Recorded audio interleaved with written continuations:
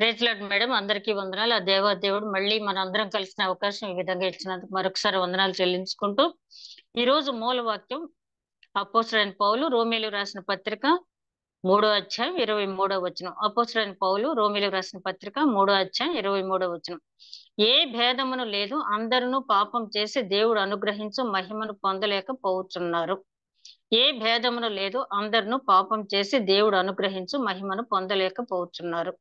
ప్రేమమేడని మా తండ్రి, ఇంతవరకు క్షేమంగా కాపాడి నాయన మమ్మల్ని సజీవ లెక్కలో ఉంచి జీవముల నామమునకు స్తుతి అర్పించిన భాగ్యం మరొక్కసారి దయచేసినందుకు వందనాలు. చిన్న మందగా కూడి నీ వాక్యం ధ్యానించగలిగే భాగ్యం దయచేసినందుకు వందనాలు. సమయం అనక అసమయం అనక సమయం సద్వినియోగం చేసుకుని మేలుకుతూ ఉండి ప్రార్థించమన్నావు తండ్రి. నాయన మమ్మల్ని మృంగవలని నాయన అపవాది గర్జించు సింహం వల్ల తిరుగుతున్నాడు కాబట్టి తండ్రి దయగల మా ప్రభ, మేమేమరపాటు లేకుండా ఉన్న సమయాన్ని సద్వినియోగం చేసుకునే కృప మాకు అనుగ్రహించండి. ఈ జూమ్ మీటింగ్ ద్వారా నాయన ఇంతమంది నాయన నీ వాక్యం ధ్యానించగలిగే కృప మాకు అనుగ్రహించినంత వందనాలు. ఈ సమావేశం ఏర్పాటు చేసిన జ్యోతి మేడం గారిని కుటుంబాన్ని కూడా దీవించండి. ఈ కార్యక్రమం అంతా ఆది నుంచి అంతం వరకు మీరే తోడుగా నడిపించి ఏ రకమైన అంతరాయం కలగకుండా కార్యాంతం నేను స్తుతించిన భాగ్యం దయచేయమని, రికార్డింగ్ సమస్య గానీ ఎలక్ట్రానిక్ ప్రాబ్లం గానీ మరి ఏ రకమైన ఇబ్బందులు లేకుండా అన్ని విషయాలు నీ స్వాధీనం ఉంచుకోమని మా ప్రభువును నీ ప్రియ కుమారుడని యేసుక్రీస్తు ద్వారా వేడుకుంటున్నాం తండ్రి. ఆమేన్. మరొకసారి వందనాలండి. మరి రోమా పత్రిక ఫస్ట్ చాప్టర్ లో పౌలు గారు రోమా పట్ల ఉన్నటువంటి యూదులు విశ్వాసంలో నిలిచి అనేక శ్రమలు కూర్చి నిలబడిన యూదుల్ని అప్రిషియేట్ చేశారు. మీ విశ్వాసం ప్రపంచం అంతా కూడా ఆ మారు మోగిపోతుంది, అందరిని బట్టి నేను సంతోషిస్తున్నాను, మిమ్మల్ని కలుసుకోవాలని నేను అనుకుంటున్నాను అని చెప్పారు. నీతిమంతుడు విశ్వాసం మూలమున జీవించును అనే మాట కూడా వారికి చెప్పడం జరిగింది. ఆ విశ్వాసం ఉన్న వ్యక్తి యూదుడైనా గ్రీసు దేశస్థుడైనా ఎవరైనా కూడా విశ్వాసం ద్వారా రక్షింపబడతారు, జీవిస్తారు, నిత్య జీవంలో ప్రవేశిస్తారని చెప్పి అదే అధ్యాయంలో సెకండ్ పార్ట్ లో మరి అన్యజనులతో కలిసి కొంతమంది యూదులు కూడా అదే విధంగా ప్రారంభంలో చక్కగా స్థిర విశ్వాసులై తర్వాత మళ్ళీ తిరిగి లోకం వైపు తిరిగిపోయి దేవునికి చెందవలసిన మహిమ విగ్రహాలకి ఆపాదిస్తూ ఆయన నిత్య శక్తిని కూడా వాళ్ళకి తెలిసి కూడా జగదుత్పత్తి మొదలుకున్న ఆయన కార్యాలు చూసి ఆయనలో ఉన్న దేవత్వము నిత్య శక్తిని కూడా చూసి కూడా వారు ఆయనకి చెందవలసిన మహిమను వేరే వారికి ఆపాదించి విగ్రహాలకు ఆపాదించడం, ఆ తర్వాత అనేకమైనటువంటి వికారమైన చేష్టలు చేయటం ఆయన గద్దించి తర్వాత దేవుడు ఎట్లాంటి వారిని ఇక వారి పాపానికి, ఎందుకంటే వారికి తెలుసు దేవుడు ఉన్నాడని, దేవుని ఉనికి తెలుసు కూడా వారు నిర్లక్ష్యంగా ప్రవర్తించారు కాబట్టి ఇక వారిని ఆ పాపానికి వదిలివేస్తున్నాను అంటారు ఫస్ట్ చాప్టర్. సెకండ్ చాప్టర్ వచ్చేటప్పటికి తీర్పు తీర్చొద్దు అని చెప్పి యూదులతో మాట్లాడుతున్నాడు. ఎందుకంటే యూదులు ఏమనుకుంటారంటే ధర్మశాస్త్రం అంతా కూడా మా చేతిలో ఉంది కాబట్టి మిగిలిన వారికి మేము తీర్పు తీర్చవచ్చు అని చెప్పి ఒక ఉద్దేశం వాళ్ళకి. కాబట్టి మీరు తీర్పు తీర్చొద్దు, మీరు తీర్పు తీర్చినట్టయితే తీర్పుకు లోనవుతారు.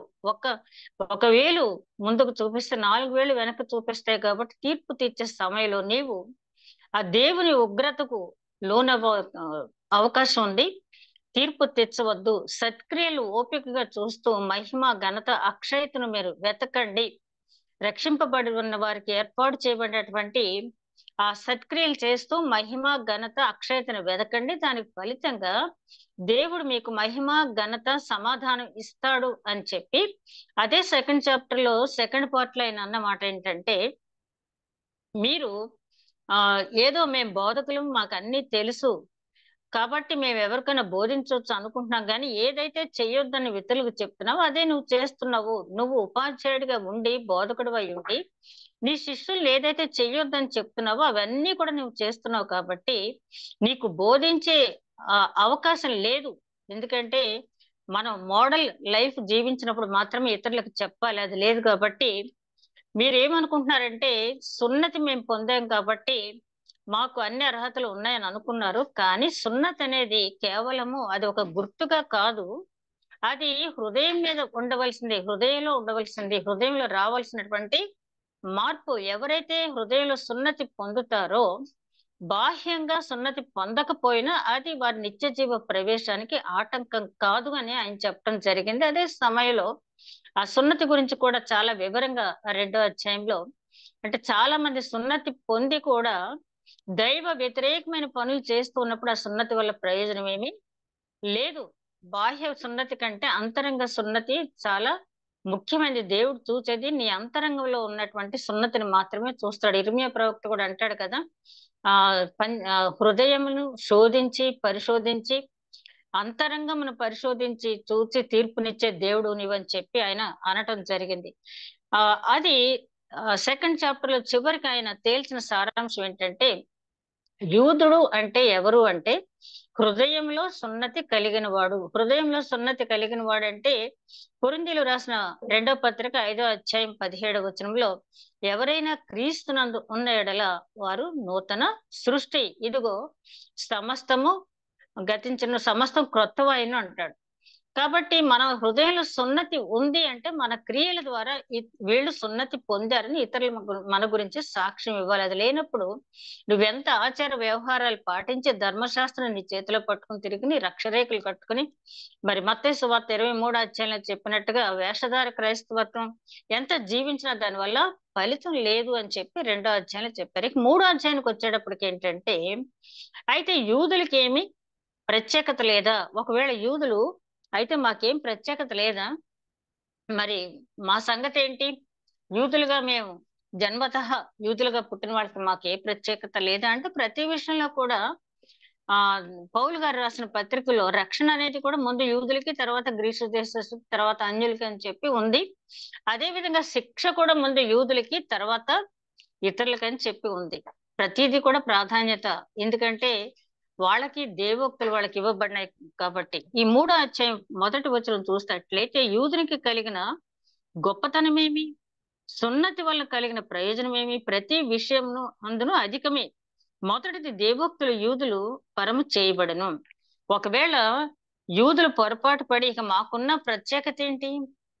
ఇక అందరినీ సమానంగా ఒకే ఘాటను కట్టేటప్పుడు ఇక అన్యులు ఒకటే, గ్రీసు దేశస్థులు ఒకటే అన్నప్పుడు మాకున్న ప్రత్యేకత ఏంటి అని చెప్పి వాళ్ళు అనుకుంటున్నారేమో. అదేమో అనుకోక్కర్లేదు. ఆ పొరపాటు ఆలోచన వాళ్ళు రానవసరం లేదు. ఎందుకంటే దేవోక్తులు వారికి ఇవ్వబడింది. దేవోక్తులు అంటే దేవుని చేత పలుకబడినటువంటి మాటలు ప్రవక్తల ద్వారా, లేఖనం ద్వారా. మరి ఆ ధర్మశాస్త్రం కూడా ప్రథమంగా వారికి ఇవ్వబడినాయి. వారు ఆ బోధలు వినటానికి ఇదివరకు అన్యుల్ని మరి ఆ సునగోగుల్లోనూ, తర్వాత ప్రార్థనా మందిరాల్లోకి, దేవాలయాలకు రానిచ్చేవారు కాదు కదా! ఆ ప్రాధాన్యత వారికి ఇవ్వబడింది. ఇంకా మనం ముందుకు వెళ్ళేటప్పుడు 9వ అధ్యాయంలో ఇదే రోమీయులకు రాసిన పత్రిక 9వ అధ్యాయం 10వ అధ్యాయంలో కూడా ఆ యూదులకు ఇవ్వబడినటువంటి ప్రాధాన్యత ఏంటో మనం అక్కడ చూస్తాం.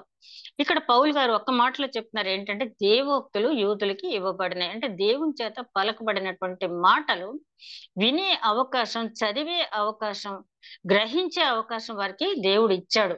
తర్వాత అంటున్నాడు ఆయన 2వ వచనంలో చూస్తే, 3వ వచనంలో చూస్తే, కొందరు అవిశ్వాసులైన ఏమి? వారు అవిశ్వాసులైనంత మాత్రాన దేవుడు నమ్మతగిన వాడు కాకపోవునా? అట్లనరాదు. దేవుడు ఇచ్చాడు. దేవుడిలో ఏ తేడా లేదు. కానీ తేడా ఏంటంటే దాన్ని గైకొనవలసిన వారిలోనే ఉంది. అందుకనే 2వ అధ్యాయంలో అంటాడు కదా, ధర్మశాస్త్రం వినువారు నీతిమంతులు కాదు గాని ధర్మశాస్త్రం విని అనుసరించి ప్రవర్తించిన వారు నీతిమంతులుగా తీర్చబడతారని చెప్పిన ప్రకారం ఆ ధర్మశాస్త్రం మా చేతిలో ఉందని హస్తభూషణంగా ధరించడం కాదు గాని దాని ప్రకారం ఎవరైతే జీవిస్తారో వారు మాత్రమే నీతిమంతులుగా తీర్చబడతారని 2వ అధ్యాయంలో చెప్పబడింది. కాబట్టి అదే మాటని ఇక్కడ పౌలు గారు మరొకసారి చెప్తున్నారు ఏంటంటే, మీ చేతిలో ఉంది కానీ దేవుడు నమ్మదగిన వాడు, అన్యాయస్తుడు కాదు. తిమోతి రాసిన 2వ పత్రికలో అక్కడ మనం గమనించినప్పుడు 2వ అధ్యాయం 13వ వచనంలో ఆయన అంటాడు, దేవుడు మనం నమ్మదగిన వారం కాదు కానీ దేవుడు ఎప్పుడు కూడా నమ్మదగిన వాడే. ఆయన స్వభావానికి విరుద్ధంగా ఏ పని, ఏ నిర్ణయం అయినా చెయ్యడు. ఆయన స్వభావం ఏంటి? పక్షపాతం లేని స్వభావం.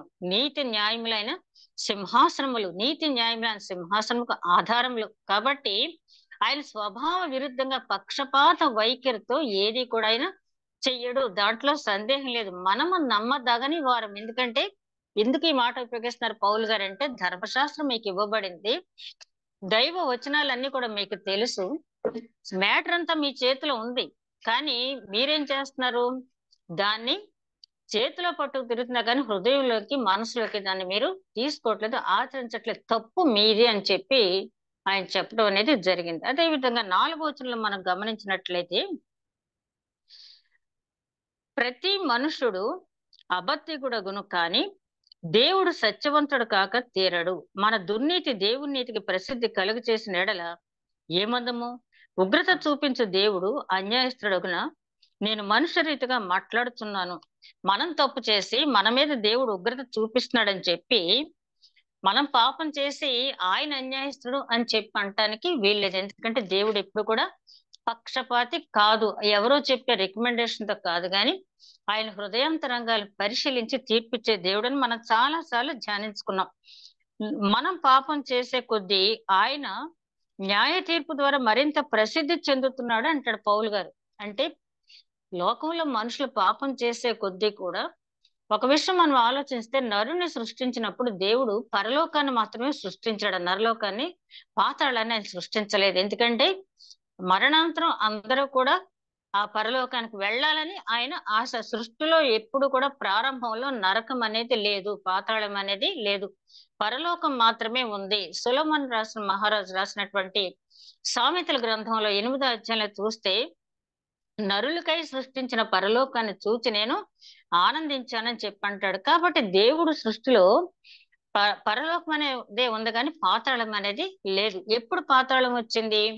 ఆ లూసిఫర్ దేవదూత దేవుడితో పాటు సమానమైన హోదా కావాలని తిరుగుబాటు చేసిన తర్వాత ఆ దేవదూతతో పాటు ఎవరైతే సహకరించారో వాళ్ళందరినీ క్రిందికి తోసివేసినప్పుడు అప్పుడు పాతాళం అనేది ఏర్పడింది. కానీ దురదృష్టవశాత్తు కాలక్రమేణా పరలోకంలో ఆత్మలు నిండటం మానేసి పాతాళంలోకి ఆత్మలు నింపబడటం వల్ల దేవుడు తన కుమారుని లోకానికి పంపించి ఆ పాతాళానికి వెళ్లే ఆత్మలు రక్షించడానికి, ఆ నరకానికి వెళ్లే ఆత్మలు రక్షించడానికి తన కుమారుని బలియాగంగా సమర్పించి ఆయన రక్తాన్ని మన కోసం చిందించి ఆ పరలోక భాగ్యం మనకి అనుగ్రహించాడు. కాబట్టి ఆయన ఇప్పుడు కూడా నీతిమంతుడు, న్యాయాధిపతి. ఆయన ఒక నిర్ణయం తీసుకున్నాడంటే అయ్యో ఇదేంటి ఇట్లా చేశాడని ఏ మానవుడు కూడా ఆయన క్వశ్చన్ చేయడానికి సరిపోరు. అదే విధంగా పౌలు గారు చాలా సార్లు అంటాడు, ఆయనకు ఆలోచన చెప్పగలిగిన వాడెవడు?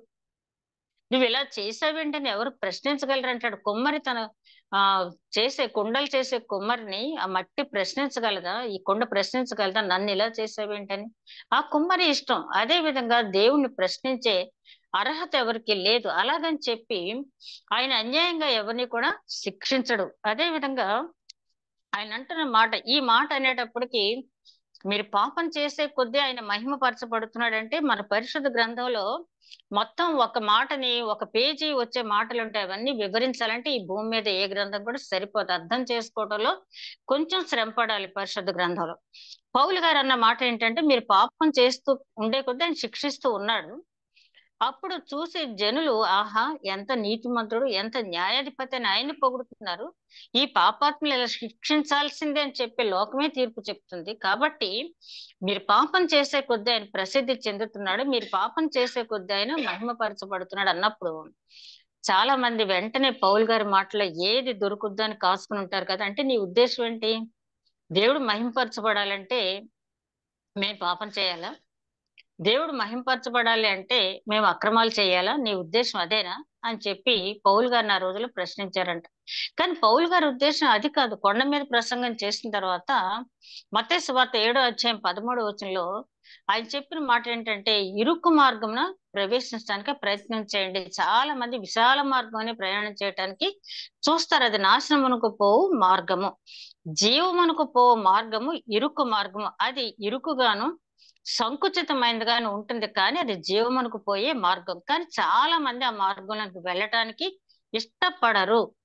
ఎందుకంటే అది కొంచెం ఇరుకు మార్గంలో ప్రవేశించి నడవటం అంటే అజ్ఞానుసారంగా మనం నడుచుకోవటం. అది ఇష్టపడరు. ఆజ్ఞలన్నీ మనకు తెలుసు, అబద్ధం ఆడకూడదని తెలుసు, మరి ఇంకా ఇంకా ప్రతి విషయం పొరుగు అని ఆశించకూడదని తెలుసు, లేకపోతే ఇతరులు దూషించకూడదని తెలుసు, అన్ని తెలుసు. కానీ అవి అన్ని మానేయాలంటే ఇరుకు మార్గంలో వెళ్ళినప్పుడు అవన్నీ మానాలి. కాబట్టి మనిషి ఎప్పుడు కూడా విశాల మార్గంలోకి వెళ్ళటానికి ప్రయత్నం చేస్తాడు. అది తప్పు మార్గం కదా, అది మన తప్పు కదా. దేవుడు 2 మార్గాలు నీ ఎదురుగుండా ఉంచాడు. Choice is yours. ఇరుకు మార్గంలో జీవితంలో నువ్వు ప్రయాణిస్తావా, నిత్య జీవంలో ప్రవేశిస్తావు? విశాల మార్గంలో నీ జీవితం అంతా ప్రవేశిస్తావా? ఆ ధనవంతుడు ఎట్లాగైతే అక్కడికి కొనిపోబడ్డాడో ఆ పాతాళంకి అట్లా కొనిపోబడతావు. ఇక్కడ సుఖించి, ఇక్కడ ఆనందించి నువ్వు పాతాళానికి పోతావా? లేకపోతే ఇక్కడ ఆజ్ఞానుసారంగా జీవిస్తూ నిత్య జీవంలో ప్రవేశిస్తావా? దావీదు మహారాజు అంటాడు, ఆజ్ఞలు నెరవేర్చడం అనేది నాకు ఎంతో సంతోషదాయకం అంటాడు.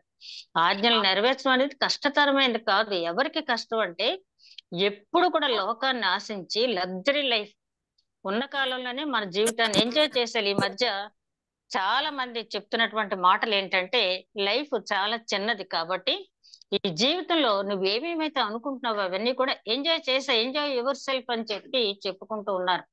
కానీ తర్వాత రాబోయే మహా ఉపద్రవం అనేది వాళ్ళు ఆలోచించట్లేదు. కాబట్టి ఇక్కడ దేవుని మనం తప్పు పట్టడానికి అనేది లేదు.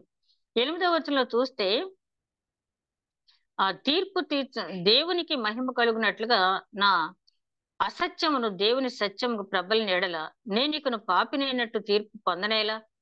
మేలు కలుగుటకు కీడు చేయదమని మేము చెప్పుచున్నామని కొందరు మమ్మను దూషించి చెప్పు ప్రకారము మేమెందుకు చెప్పరాదు? అట్టి వారికి కలుగు శిక్షా విధి న్యాయమే. అదే ఏంటంటే, ఒక మాట చెప్తే దానికి విపరీత అర్థాలు తీసేవాళ్ళు ఉంటారు కదా.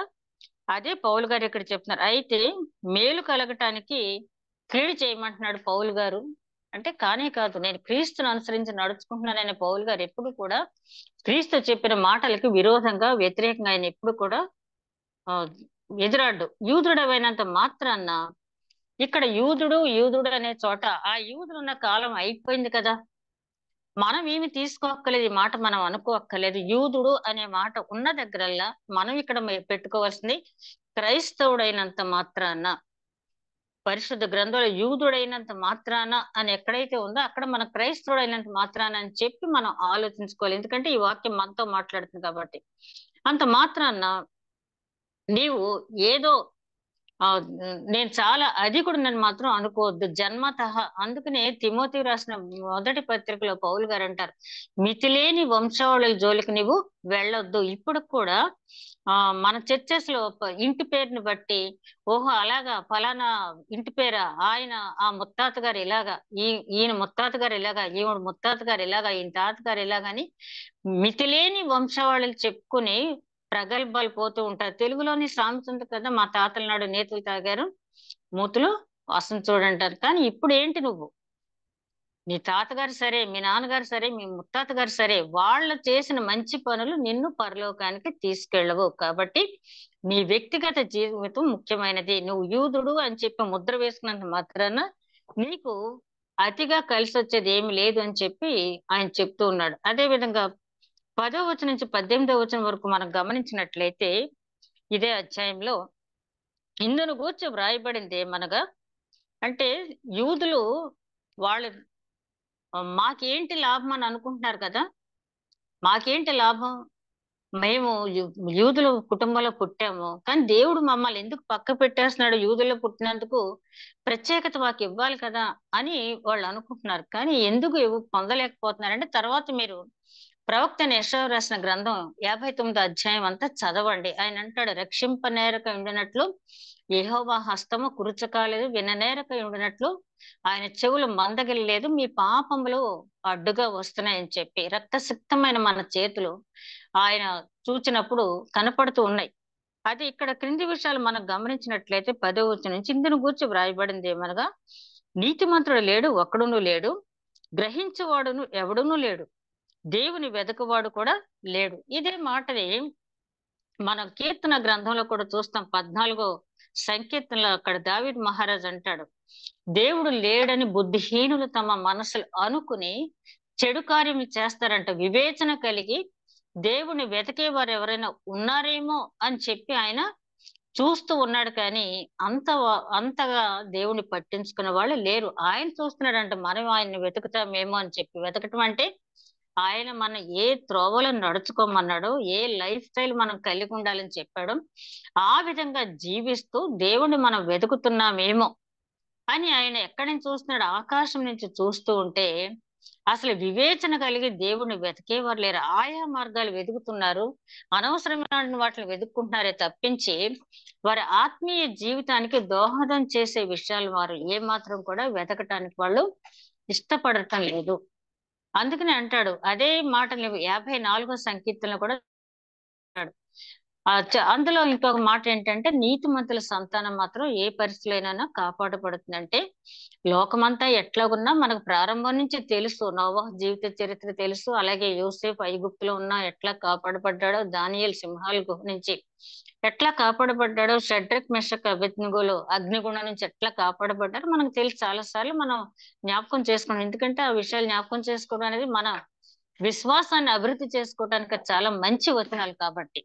ఇక్కడ ఆయన అంటున్నాడు, నీతిమంతుడు లేడు, గ్రహించువాడు కూడా లేడు అని చెప్తూ ఆ ఇక్కడ 53వ అధ్యాయం 1-3 వచనాలు చూస్తే, నరులను పరిశీలించి సంకీర్తన 53వ సంకీర్తన 1వ వచనం నుంచి 3వ వచనం వరకు చూస్తే అక్కడ ఉన్న సారాంశం ఏంటంటే, నరులని పరిశీలించగా అందరూ చెడిపోయిరి, మేలు చేసేవారు ఒక్కరు కూడా లేరు. తేల్చేశాడు అప్పుడే దావీదు మహారాజు క్రీస్తు ఈ లోకానికి రాకముందే 700 సంవత్సరాల పూర్వమే పరిశుద్ధాత్మ చేత దావీదు మహారాజు చేత పలికించిన మాటలు ఏంటంటే, పరిశీలించి చూసిన అంటే ఏదో పైపైన చూడటం కాదు, పరిశీలించి చూసినా కూడా ఏ ఒక్కడూ కనపట్లేదు, మేలు చేసేవాడే కనపట్లేదు అంటాడు. ఇక ప్రసంగి అయితే ఇంకా కొంచెం లోతుకెళ్ళి ఏమంటున్నాడంటే, పాపము చేయక మేలు చేయవాడు నీతిమంతుడు ఒక్కడనూ లేడు. మనం అనుకుంటాం మేలు చేస్తారు, వీళ్ళు చాలా మంచి పనులు చేస్తున్నారు అనుకుంటాం, కానీ పాపము చేయక మేలు చేసేవాడు ఒక్కడు కూడా కనపట్లేదు అంటే మనకు ఆశ్చర్యం కలగొచ్చు. కానీ ఫర్ ఎగ్జాంపుల్ ఈ పత్రిక రాసిన పౌలు గారి జీవితాన్ని తీసుకుంటే, నేను క్రీస్తుని పోలి నడుచుకుంటున్నాను అని చెప్పి ఆయన చెప్పారు. అంత మాత్రం చేత ఆయనలో ఏ తప్పు లేదంటే, ఆ దమస్కు మార్గంలో ఆ దేవుని స్వరం చేత ఆయన సంధింపబడక ముందు మరి ఆయన జీవితాన్ని మనం పరిశీలించినప్పుడు ఆయన ఆ సంఘాలను పాడు చేయటం, అదేవిధంగా అంటే ధర్మశాస్త్రాన్ని నెరవేర్చడమే తన ప్రాణాధారం అనుకుని స్వనీతిని ఆధారం చేసుకుని కొన్ని కార్యాలు చేశారు. కాబట్టి ఆ కార్యాన్ని బట్టి ఆయనకు కూడా పాప క్షమాపణ కావాలి, ఆయనకు కూడా మారు మనసు కావాలి, ఆయనకు కూడా పశ్చాత్తాపం కావాలి, ఆయనకు కూడా విమోచన కావాలి, ఆయనకు కూడా దేవునితో సమాధానం కావాలి. కాబట్టి పౌలు గారు అంతటి వాడే మేలు చేసే మేలు అంటే, నేను మొన్న 2-3 వారాల నుంచి వరుసగా చెప్తున్నాను, క్రైస్తవ పరిభాషలో మేలు అంటే ఏదో భోజనం పెట్టడం, బట్టలు ఇవ్వటం, దాహం తీర్చడం అవి అవసరమే. కానీ అంతకంటే ప్రాముఖ్యమైన అంశం ఏంటంటే, ఒక ఆత్మను నరకంలోకి వెళ్లకుండా నిత్య జీవులకు వెళ్ళటానికి మన వాక్యం చెప్పి వారి జీవితాల్లో మార్పు తీసుకురావడానికి ప్రయాసపడటం అనేది మేలు. ఆ మేలు ఇక పౌలు గారిని మించి మేలు చేసేవాళ్ళు మనకి కనపడరు. అంటే ఆయన జీవితాన్ని అంకితం చేసి ఆయన ఎన్ని శ్రమలు పడ్డారో ఆ కొరింథీయులకు రాసిన పత్రిక మరి 11-12 అధ్యాయుల్లో ఆయన పడిన శ్రమలన్నీ కూడా వివరించి చెప్పడం జరిగింది. అట్లాంటి పౌలు గారికే మరి ఆ మేలు చేశాడు, కానీ తప్పు చేయకుండా మేలు చేశాడు అని సర్టిఫికెట్ తీసుకోవటానికి ఆయనకు అర్హత అనేది లేదు. అదే విధంగా 140వ సంకీర్తన 3వ వచనంలో అంటాడు, పెదవుల క్రింద సర్ప విషం ఉన్నది, తర్వాత వారి నోట యథార్థత లేదు, అంతరంగమందు నాశనకర్మ గుంట. క్రైస్తవులైనంత మాత్రాన వాళ్ళు ఏం చేస్తున్నారంటే పైకి మాత్రం సహోదర ప్రేమ. చాలా మంది అంటారు, ఏమండి మీరు ఎక్కడికి వెళ్తారండి చర్చికి? మాకు అక్కడ ఇష్టం ఉండదండి, ఆ ఫెలోషిప్ కి వెళ్తామండి, ఈ ఫెలోషిప్ కి వెళ్తామండి, అక్కడ ఆత్మ ఉందండి, ఇక్కడ ఆత్మ లేదు. అసలు ఆత్మ అనేది మనలో ఉంటే ఏ చర్చికి వెళ్ళినా కూడా ఆ విమోచన భాగ్యం మనకి కలుగుతుంది. ఇది ఒక ఫ్యాషన్ అయిపోయింది ఈ మధ్య, అక్కడ అది అండి, ఇక్కడ ఇది అండి అని చెప్పి ఇలా మాట్లాడుతూ ఉంటారు. తేనె పూసినట్టు వాళ్ళు మాట్లాడుతూ ఉంటారు. కానీ వారి అంతరంగ జీవితం, వారి ప్రైవేట్ లైఫ్ మనం చూసినప్పుడు వాళ్ళ నాలుక కిందంట సర్ప విషం ఉంటుందంట. అంటే ఆ మాటతోటి మనుషుల్ని చంపేస్తారు. హృదయాల్లో యథార్థత అనేది ఉండదు. ఎవరి గురించి చెప్తున్నాడు పౌలు గారు? ఆనాటి యూదులు, అతిశయించే యూదులతో చెప్తున్నాడు. ఈనాడు అతిశయించే క్రైస్తవులతో చెప్తున్నాడు. ఈనాడు చర్చిలో మేము చాలా మంచి పొజిషన్ లో ఉన్నామండి, మేము చాలా స్ట్రాంచ్ క్రిస్టియన్స్, మా తాత ముత్తాల నుంచి 7 generations నుంచి మేము క్రైస్తవులు అని చెప్పుకునే వాళ్ళు కూడా చాలా మంది ఉన్నారు. మరి 7 తరాల నుంచి వీళ్ళు చూసొచ్చారో ఏమో నాకు తెలియదు కానీ చాలా మంది మాకు 7 తరాల నుంచి కూడా, అందుకనే అంటారు కదండి 7 తరాలు పిల్లని ఇచ్చేటప్పుడు 7 తరాలు వెనక్కి 3 తరాలు ముందుకి చూడాలన్నారు. ఎంతండి మా చరిత్ర అని చెప్పుకొస్తూ ఉంటారు పెళ్లి చూపుల్లో కూర్చున్నప్పుడు. అందుకనే పౌలు గారు వాటిలన్నింటినీ కూడా ఖండించడం జరిగింది. నువ్వు ఎన్ని తరాలు అది కాదు కానీ అసలు ప్రజెంట్ నువ్వేమై ఉన్నావు. నిన్న కూడా అడగట్లే ఆయన. నిన్న నేను చాలా నీతిమంతుడిని ఇవాళ పడిపోతే ఇవాళ పడిపోయింది లెక్క తీసుకుంటాడు. యెహెజ్కేలు గ్రంథంలో చాలా క్లియర్ గా చెప్తాడు ఏంటంటే, ఒక వ్యక్తి తన జీవితంలో సింహభాగం ఎక్కువ కాలం నీతిమంతుడిగా జీవించి చివరన పడిపోయినట్లయితే దేవుడు ఆ పడిపోయిన దాన్ని లెక్క తీసుకుంటాడు. అలాగే ఒక వ్యక్తి వాక్యం అంగీకరించక ముందు, రక్షణ పొందక ముందు ఏ జీవితం జీవించినా చివరి కాలంలో పశ్చాత్తాపం చెంది నీతిమంతుడిగా జీవించి మరి తప్పు చేయకుండా జీవించినట్టయితే దాన్ని కౌంట్ లోకి తీసుకుంటాడు. ఫర్ ఎగ్జాంపుల్, సిలువ మీద 2 దొంగ. కాబట్టి నువ్వు వంశావళులు చెప్పొద్దు, నువ్వు ఇవాళ అయి ఉన్నావో అది చెప్పమంటున్నాడు. అదే విధంగా 140వ సంకీర్తన 3వ వచనంలో పెదవుల కింద సర్ప విషం ఉందన్నాడు. వారి నోట నిండా కపటం ఉంటదంట. ఆ కపటం అనేది చాలా ప్రమాదమైనటువంటి పరిస్థితి.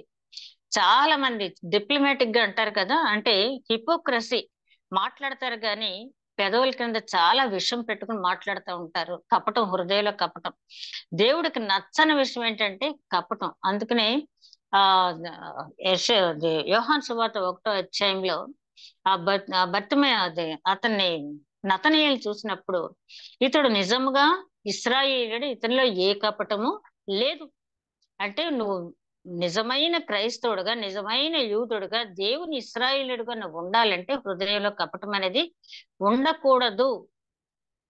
మనకన్నీ తెలుసు కానీ ఒక్కసారి మనం పరిశీలించుకున్నట్టయితే, మరి ఆనాడు యూదుల గురించి చెప్పిన మాటలు ఈవేళ వాక్యం ధ్యానిస్తున్న నాకు, వింటున్న ప్రతి ఒక్కరికి, అలాగే పరోక్షంగా వింటున్న వారికి ప్రతి ఒక్కరికి కూడా ఒక్కసారి మన దేవుడు పరీక్షించుకోమంటున్నాడు.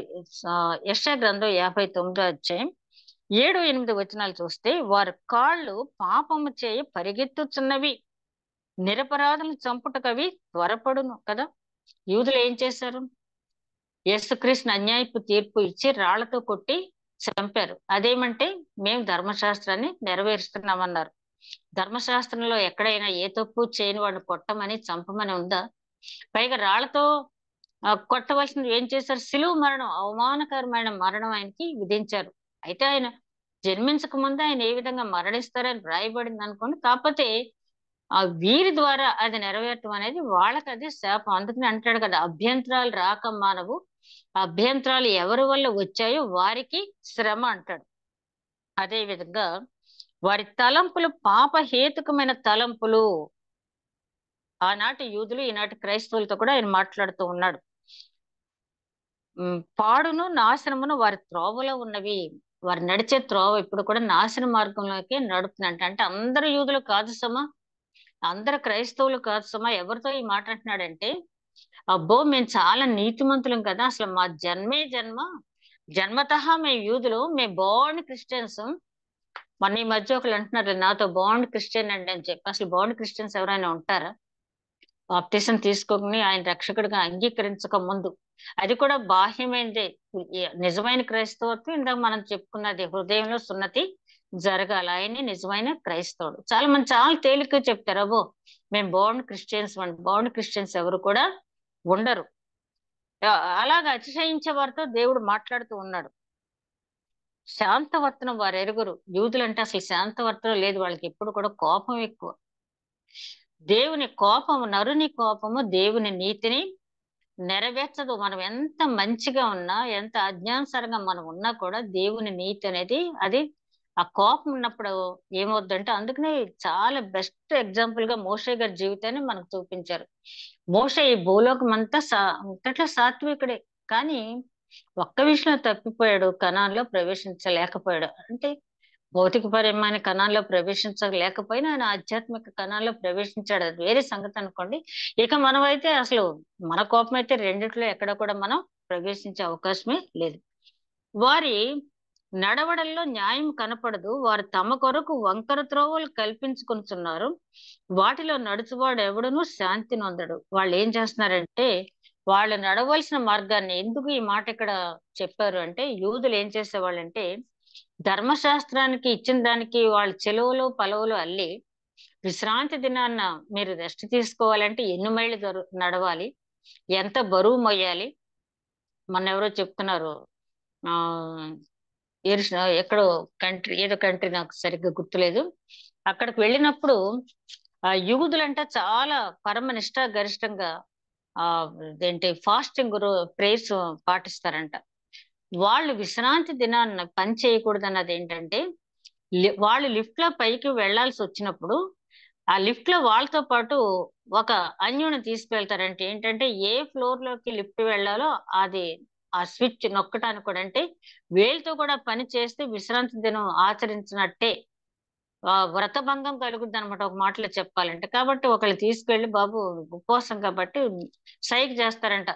4 అనో 5 అనో అంటే ఆ ఎన్నిసార్లు అవసరం వస్తే అన్నిసార్లు ఎవరో ఒకరు ఆ స్తోమత ఉన్న వాళ్ళు ఆ అటెండెంట్ ని తీసుకెళ్తారు. లేని వాళ్ళు ఎవరైనా ఎక్కిన వాళ్ళతో సైక్ చేస్తారు. వీళ్ళు డ్రెస్ సోహో ఇతను యూదుడు కావాలో ఫాస్టింగ్ లో ఉన్నాడు కావాలని హెల్ప్ చేస్తారు. అలా ఎవరైనా హెల్ప్ చేసినప్పుడు, ఫర్ ఎగ్జాంపుల్ అక్కడంతా కూడా స్కై స్క్రాబర్స్ కదా, ఆకాశ హార్మ్యాలకు ఎక్కాలి అంటే ఎంతసేపు పడుతుందో చూడండి. ఆ రకంగా కఠినం చేసేస్తారు ఆ ధర్మశాస్త్రంలో. వీళ్ళు ఇష్టం వచ్చిన నిర్వచనాలు పెట్టుకుని, ఇప్పుడు చూడండి మన రాజ్యాంగంలో కూడా ఎవరిష్టం వచ్చిన భాష వాళ్ళు చెప్తూ ఉంటారు. ఆ రాజ్యాంగాన్ని ఒక్కొక్కసారి వివరించేటప్పుడు కోర్టులో న్యాయవాదులు వాళ్ళ పాండిత్యాన్ని అంతటిని ఉపయోగించి కొన్ని వక్ర భాషలు చెప్పే సందర్భాలు కూడా ఉంటాయి. అంటే నేనేదో కోర్టులను తప్పు పట్టట్లేదు మళ్ళీ. కాకపోతే ఏంటంటే అది ఒక్కొక్కరు ఒక్కొక్క రకంగా వాళ్ళు అనుకున్న దాంట్లో వాళ్ళు రైట్ అనుకుంటారు. అయితే ఇక్కడ దేవుడు చెప్తున్నది ఏంటంటే, యూదులు తమ నడవటానికి ఏర్పాటు చేసుకున్న రైట్ వే అనుకున్నది అది రాంగ్ వే. ఆ ఆ ఆ వేలో నడిచిన వాళ్ళు నాశనానికే పోతారు కానీ నిత్య జీవానికి వెళ్ళరు. అంటే అందరు యూదులు కాదు, ఇట్లాంటి అతిశయంతో ఉన్న యూదులు, మేం చెప్పిందే వేదం, మేం మాట్లాడిందే మాట, మా మాటే శాసనం అన్న యూదులు అతిశయంతో వారు కొన్ని స్వనీతిని ఆధారం చేసుకుని రూట్ ఏర్పాటు చేసుకుంటారు. అది ఎప్పుడు కూడా దేవుని నీతిని నెరవేర్చదు అని చెప్పి ఆయన అంటున్నాడు. అదే విధంగా తర్వాత 15-17 వచనాలు చూస్తే వారి క్రియలంట అన్ని కూడా పాపహేతుకమై, అది అసలు ఏ మాత్రం శాంతంగా ఉండవు. పాపహేతు ఆయన అంటాడు కదా, వారు చేసిన హేయ క్రియలను బట్టి నన్ను అవమానపరిచారని యెహెజ్కేలు గ్రంథం 36వ అధ్యాయంలో, అన్య జనుల మధ్య నా నామం దూషింపబడటానికి ఇశ్రాయేలీలే కారకులు, వీరు చేసిన హేయ క్రియలు బట్టి నా నామం దూషింపబడింది అంటాడు. ఏంటి ఆ హేయ క్రియలు అంటే? విగ్రహారాధన, వారి పిల్లల్ని అగ్నిగుండాల్లో దాటించడం, ఇంకా కావాలంటే ఏదైనా విజయం చేకూరాలంటే జ్యేష్ఠ కుమారుని అగ్నికి బలిచ్చారు. ఇచ్చారా లేదా? సిరియరాజు ఇచ్చాడు కదా. ఇట్లాంటి పనులన్నీ చేసి నా నామం దూషించేటట్టు హేయ క్రియలు చేసి, వాళ్ళు ఏదో ఉపవాసాలు ఉన్నామంటారు, వ్రతాలు చేసామంటారు, పస్కా ఆచరించామంటారు. ఎందుకు వచ్చింది అవన్నీ కూడా నాకు ఇష్టమైనవి కాదు అని చెప్పి ఆయన అంటూ ఉన్నాడు. అందులో నాకు ఇష్టం లేదని చెప్పి. కీర్తన 36:1 చూస్తే, భక్తిహీనులు హృదయంలో అతిక్రమము దేవోక్తి వలె పలుకుతున్నది. వాళ్ళు చేసే అన్ని కూడా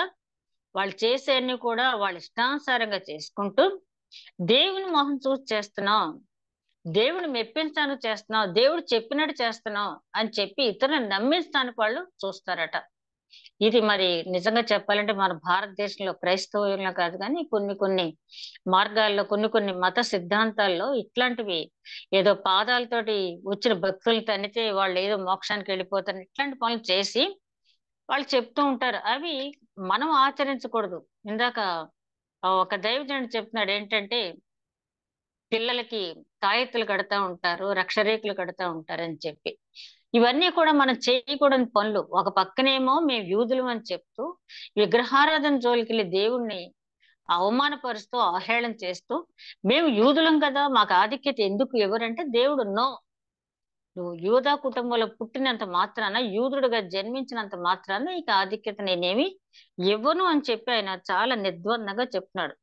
అదే విధంగా ధర్మశాస్త్రానికి లోబడతారే గాని దేవుని మాటకు వారు లోబడరు. అసలు ధర్మశాస్త్రాన్ని ఇచ్చింది ఎవరు? ధర్మశాస్త్రాన్ని ఇచ్చిందే దేవుడు కదా.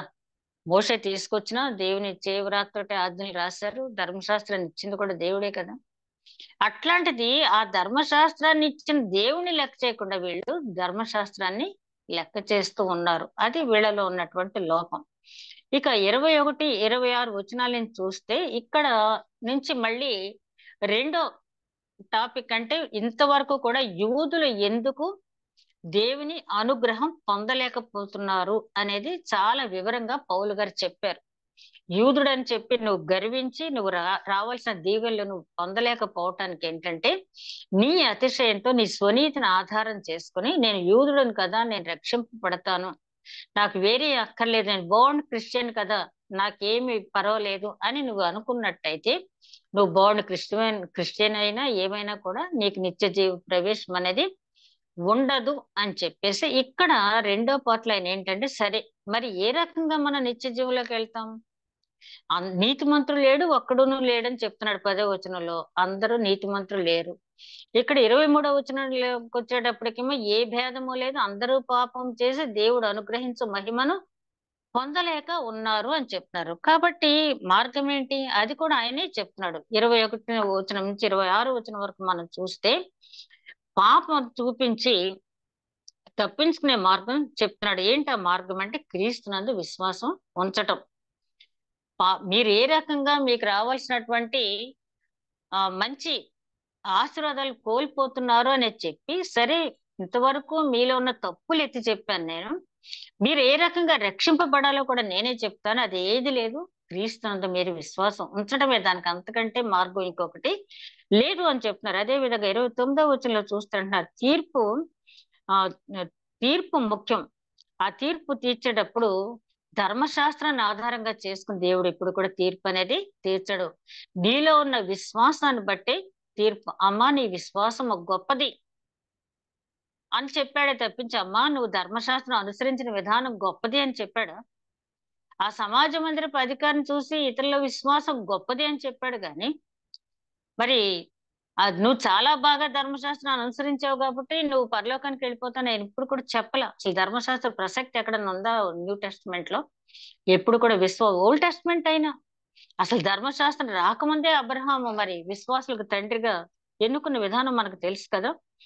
తీర్పు అనేది ఎప్పుడు కూడా ఆయన తీర్పు ఇచ్చేటప్పుడు ఇతడు యూదుడు కాబట్టి ఏదో మరి కొంతమంది మన సమాజంలో కొన్ని అప్పర్ క్యాస్ట్ల గురించి వాళ్ళు ఎన్ని తప్పులు చేసినా ఏదో సోసో కదా, వాళ్ళు శిక్షించామంటే ఏదో మహాపాతకం అంటారు కదా, వాళ్ళ కర్మను వాళ్లే పోతారులే, వాళ్ళు శిక్షించక్కర్లేదులే అని వదిలేస్తారు. కానీ దేవుడి చట్టం అలా వదలదు. నువ్వు యూదుడు అయినా గ్రీసు దేశస్థుడు అయినా నీకు దేవుళ్ళో ఎంత విశ్వాసం ఉంది అనేది మాత్రమే దేవుడు చూస్తాడు. అదే విధంగా ఇక్కడ మనం 26వ వచనం నుంచి ఒకసారి చూస్తే, క్రీస్తు యేసు రక్తమందుల విశ్వాసము ద్వారా ఆయనను కరుణాధారముగా బయలుపరచును. దేవుడు ఇప్పటి కాలమందు తన నీతిని కనపరచు నిమిత్తము తాను నీతిమంతుడును యేసునందు విశ్వాసము గలవాని నీతిమంతునిగా తీర్చువాడనై ఉండుటగున ఆయన అలాగూ చేసిన కాబట్టి అతిశయకారం ఎక్కడ? అది కొట్టివేయబడను. అసలు అతిశయించొద్దు.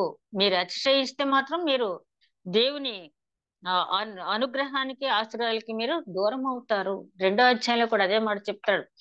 దేవుడు నిన్ను అనుగ్రహించాలని చూస్తూ ఉంటే అనుగ్రహ ఐశ్వర్యాన్ని నువ్వు పక్కకి గెంటి ఉగ్రతకు లోనవుతావా అని ప్రశ్నించాడు 2వ అధ్యాయంలో.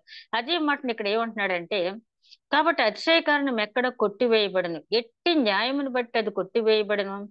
క్రియా న్యాయమును బట్టియే కాదు, విశ్వాస న్యాయమును బట్టియే కాగా ధర్మశాస్త్రము క్రియలు బట్టి లేకుండా విశ్వాసం వల్లే మనుషులు నీతిమంతులుగా తీర్చబడుతున్నారని ఎంచుతున్నాము.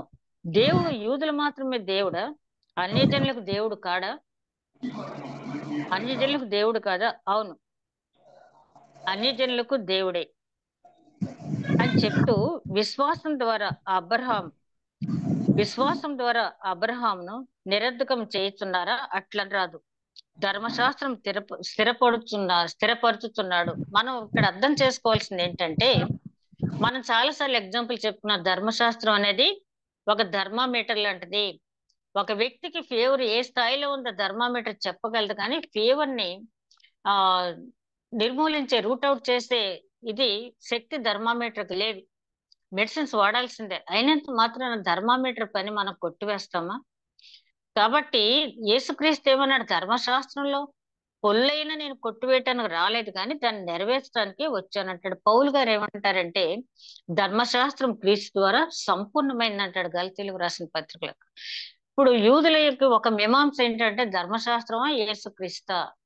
యేసుక్రీస్తే ముఖ్యం. యేసుక్రీస్తు ఆజ్ఞలే ముఖ్యం. అంటే ధర్మశాస్త్రాన్ని పక్కకు పెట్టేయమని కాదు. మనం ధర్మశాస్త్రాన్ని పూర్తిగా నెరవేర్చలేకపోయాం కాబట్టి మన మన కోసం ఆయన రావటం జరిగింది. మనం అందుకనే గలతీయులకు రాసిన పత్రిక 3వ అధ్యాయం 10, 11 వచనాల్లో ఏ వ్యక్తి కూడా ధర్మశాస్త్రంలో పూర్వకంగా ధర్మశాస్త్ర క్రియల వలన నీతిమంతుడిగా తీర్చబడడు. విశ్వాస మూలమునే జీవించునని చాలా పర్టికులర్ గా అక్కడ చెప్పటమే జరిగింది. అందుకనే పౌలు గారు ఏమంటున్నాడంటే క్రియాన్యాయం వల్ల అయితే అబ్రహాము ధర్మశాస్త్రం రాకముందే ఆయన విశ్వాసులకు తండ్రిగా చెప్పబడ్డాడు. కాబట్టి మనం గమనించవలసింది ఏంటంటే తీర్పు ముఖ్యంగా విశ్వాసం మీద ఉంటుంది. అబ్రహాము 15వ అధ్యాయంలో వాగ్దానం పొందాడు. ఆదికాండం 15వ అధ్యాయంలో 6వ వచనంలో నీకు కనాను దేశం ఇస్తాను, అదే విధంగా నిన్ను బట్టి జనములను ఆశీర్వదిస్తానని 15వ అధ్యాయంలోనే ఆయనకి వాగ్దానం వచ్చేసింది. సున్నతి ఎప్పుడు పొందాడు ఆయన? 17వ అధ్యాయంలో సున్నతి పొందాడు. సున్నతి పొందింది 17వ అధ్యాయంలో. అంటే సున్నతి అనేది ఒక బాహ్యమైన గుర్తు మాత్రమే. అలాగే క్రైస్తవులో కూడా బాప్తిసం కూడా ఒక బాహ్యమైన గుర్తు మాత్రమే. మనం చాలా సార్లు చెప్పుకుంటున్నాం, కానీ చాలా మంది ఇంకా ఆ బాప్తిసం గొప్పదా, ఈ బాప్తిసం గొప్పదా, చిలకరింపు గొప్పదా, లేకపోతే చెరువులో మునగటం గొప్పదా, నదిలో మునగటం గొప్పదా, ఇట్లాంటి మీమాంసలు ఇంకా ఉన్నారు. బాప్తిసం అనేది కేవలం మనం క్రైస్తవులుగా బహిరంగంగా ప్రకటించుకోవటానికి, అదే విధంగా సహోదర ప్రేమను పొందటానికి, వాళ్ళతో పాటు మనం కూడా దేవుని కలిసి ఆరాధించడానికి తప్పించి బాప్తిస్మం అనేది పరలోకానికి తీసుకుని వెళ్ళదు. ఈ అధ్యాయంలో పౌలు గారు చెప్పవలసిన రెండు అంశాలు ఏంటంటే యూదులని పునఃపరిశీలించుకోమంటున్నాడు. యూదులనే కాదు క్రైస్తవులను కూడా. నా చిన్నప్పటి నుంచి బైబిల్ చదువుతున్నాడండి, నేను చిన్నప్పుడే బాప్తిస్మం తీసుకున్నానండి అని, లేదా అట్ ది ఏజ్ ఆఫ్ 17 లో నేను కన్ఫర్మేషన్ నిర్ధారణ తీసుకున్నానండి, నేను అలాగండి ఇలాగండి ఇన్నిసార్లు బైబిల్ చదివానండి, లేకపోతే ఇంకేదో చెప్తారు. అది కాదు కానీ అసలు నీకు తెలిసిన జ్ఞానాన్ని నీ జీవితంలో ఎంతవరకు నువ్వు ఇంప్లిమెంట్ చేసుకున్నావు అది పరిశీలించుకో. రెండోది, నువ్వు చేసిన క్రియలను బట్టి మాత్రం నీకు పరలోక భాగ్యం కలగదు. నేను చాలా చేసిన పరిసైడ్ ప్రార్థన చూసాం కదా, నేను వారంలో ఏదో 3 రోజులు 2 రోజులు ఉపవాసం ఉంటున్నాను, అది ఇదని తన సెల్ఫ్ గురించి చెప్పుకుంటాడు వెళ్ళి. అక్కడ శుంకర్ ఏం చేశాడు? పాపిని దేవా, పాపిని నన్ను కరుణించమని 3 మాటలు ప్రార్థన చేశాడు. కాబట్టి ఇక్కడ పౌలు గారు చెప్తున్న మాట ఏంటంటే నిన్ను నీవు పరిశీలించుకో. పరిశీలించుకుంటే ఏం కనపడద్దు మనలో? అబ్రహాం వంటి వ్యక్తికి, విశ్వాసులకు తండ్రి అయినటువంటి అబ్రహామే ఏమన్నాడు దేవుని సన్నిధిలో ఆదికాండం 19వ అధ్యాయంలో? నేను దుమ్మును ధూళిని అని చెప్పన్నాడు. నేను దుమ్మును ధూళిని. అట్లాంటి అబ్రహామే దుమ్ము ధూళి అయినప్పుడు ఇక నువ్వు నేను ఎంత, ఎవరైనా కూడా. కాబట్టి నీవు పరిశీలించుకో. పరిశీలించుకున్న తర్వాత నీ జీవితాన్ని దేవుడి దగ్గర ఒప్పుకున్నప్పుడు ఆయన కృప ద్వారా నిన్ను రక్షిస్తాడు. ఎఫెసీయులకు రాసిన పత్రిక 2వ అధ్యాయం 10వ వచనంలో అని అంటాడు, విశ్వాసమును కృప ద్వారా మీరు రక్షింపబడ్డారు అన్నాడు. అంతేగాని ఎక్కడా కూడా మనకు పరిశుద్ధ గ్రంథంలో ధర్మశాస్త్రం ద్వారా రక్షింపబడ్డారు అంటే, ధర్మశాస్త్రం అంటే ఇక్కడ వాక్యం అంతా నాకు తెలుసు, ఎవరికైనా నేను బోధించే శక్తి నాకుంది, అసలు నన్ను మించిన వాళ్ళు ఎవరు లేరు, కాబట్టి నేను డైరెక్ట్ గా పరలోకానికి వెళ్ళిపోతాను కూడా ఎవరు కూడా భ్రమలో ఉండవద్దని చెప్పి పౌలు గారు హెచ్చరించారు. 2 ముఖ్యమైన అంశాలు ఏంటంటే, ముందు నిన్ను నీవు పరిశీలించుకో, నీ అతిశయాన్ని పక్కన పెట్టు, తర్వాత దేవుడి దగ్గర నీ జీవితాన్ని ఒప్పుకున్నప్పుడు ఆయనే నిన్ను క్షమించి రక్షణ మార్గులను నడిపించి విమోచించి సమాధానపరిచి ఆయనున్న స్థానంలో మనల్ని ఆయన కూర్చుండి పెట్టుకుంటాను వాగ్దానం ఇచ్చాడు. కాబట్టి వాగ్దానం ఇచ్చిన దేవుడు నమ్మదగిన వాడు. హెబ్రీయులకు రాసిన పత్రికలు కూడా మనకు తెలుసు కదా, ఆయన చాలా స్పష్టంగా చెప్పడం అనేది జరిగింది విశ్వాసం వీరులు ఎలాగుంటారు. కాబట్టి అట్టి విశ్వాసంతో ముందుకు కొనసాగుదాం. అటు నడిపింపు దేవుడు మనకి అనుగ్రహించును కాక. దయగల మా ప్రభువా, విత్తబడిన వాక్యం నూరంతులుగా ఫలించే భాగ్యం దయచేయమని మా ప్రభువును నీ ప్రియ కుమారుడైన యేసుక్రీస్తు ద్వారా వేడుకుంటున్నాం తండ్రి. ఆమేన్.